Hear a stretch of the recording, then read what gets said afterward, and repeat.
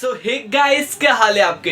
TikTok India में जब से बैन नहीं हुआ है भाई, उसके बाद इतना बवाल मचा इंडिया में, कसम से बता रहा हूँ मैं। मतलब मेरा मत्था बैठ चुका है उसको सुन सुन के। टिकटॉक को इंडिया वापस लाओ। जितने भी टिकटॉकर्स हैं, मतलब मैं बोल रहा हूँ हर किसी टिकटॉकर वगैरह में, पर लगभग जितने भी टिकटॉकर्स चाहते हैं कि टिकटॉक वापस आए और उनको वो प्लेटफॉर्म, उनके जो मिलियन फॉलोवर्स है, किसी के मिलियन है, किसी के हैं, किसी 10 के, किसी 20 के, तो वो उनको वापस मिले कि यार हमारा अकाउंट अभी लगता है एक तरह से बैन ही है, ब्लॉक दिए इंडिया की तरफ से। अगर हम कहीं बाहर जाकर टिकटॉक बनाएंगे तो फायदा ही क्या है। इंडिया के बंदे इंडिया में रहकर टिकटॉक बनाएंगे, ऑब्वियस ही बात है। तो इसके ऊपर कितनी गतिविधियां, कितने एक्शंस और कितनी ही उंगलियां इंडिया में चल रही हैं, इस वीडियो में मैं हर एक चीज के बारे में बात करूंगा। तो वीडियो को बिना किसी देखे चलिए जल्दी शुरू करते हैं।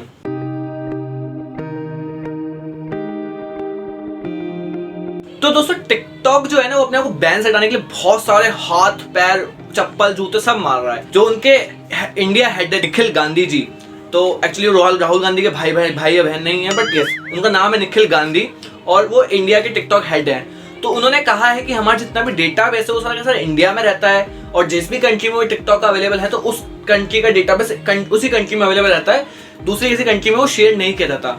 सबसे पहले तो उन्होंने ये मुद्दा उनके सामने उठाया, गवर्नमेंट के सामने। उसके बाद दूसरा मुद्दा ये आ रहा है, टिकटॉक की जो पेरेंट कंपनी है बाइटी डांस, वो चाह रही है कि टिकटॉक को बेच खाऊं, और टिकटॉक चाह रहा है मैं उससे अलग हो जाऊं, क्योंकि टिकटॉक जो चाइना से जुड़ा हुआ है वो सिर्फ एक बाइटी डांस की कंपनी के थ्रू जुड़ा हुआ है, क्योंकि उसके कुछ शेयर्स हैं, उसका कुछ इन्वेस्टमेंट है, उसने उस ऐप को डेवलप किया है, क्योंकि उस कंपनी के अंदर बहुत सारे एप्लीकेशन दूसरे भी आते हैं। तो टिकटॉक चाहती है कि यस उससे मैं थोड़ा सा दूरी बनाऊं। तो दूरी बनाने से आप समझ सकते हैं कि मेरा क्या कहने का मतलब है। तो टिकटॉक चाह रही है कि अब उस कंपनी को मैं अपनी कंपनी से अलग कर दूं, और मतलब बाइटी डांस मेरी पेरेंट कंपनी ना है, टिकटॉक अपने आप को एक फ्री कंपनी बनाना चाहती है, बनाना चाहती है। और बाइटी डांस भी चाहता है कि अब उसको अलग कर दिया जाए, क्योंकि टिकटॉक के चक्कर में बाइटी डांस को बहुत ही बड़ा नुकसान हो रहा है। और मैंने सुनने में आया कि चाइना को भी थोड़ा बहुत नुकसान इससे हुआ है, क्योंकि तो दोस्तों चलिए दूसरी बात पे, एक्चुअली में टिकटॉक को जो बैन किया गया था उसके साथ बैन हुए 58 अदर एप्स ऑल्सो, ठीक है।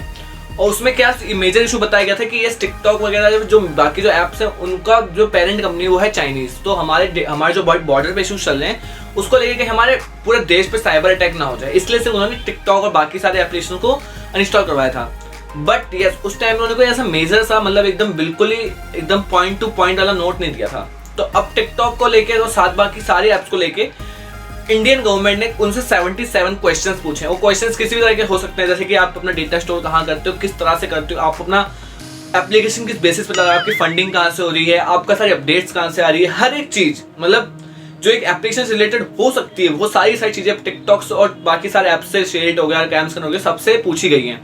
क्योंकि लास्ट डेट है आंसर करने की क्वेश्चंस को, वो है 24 जुलाई, मतलब इसी महीने के 24, जो 2 से 3 दिन बाद उनको पूरे आंसर्स उसके देने पड़ेंगे। अगर उन्हें आंसर्स वगैरह नहीं दिए तो शायद ये बिल्कुल भी कभी वापस इंडिया में बैक सून ना हो पाए। ओके, तो मतलब वो बात थी कि पहले तो उनको डंडा मारा, अब उसको तेल लगा के डंडे में फिर मारा जा रहा है।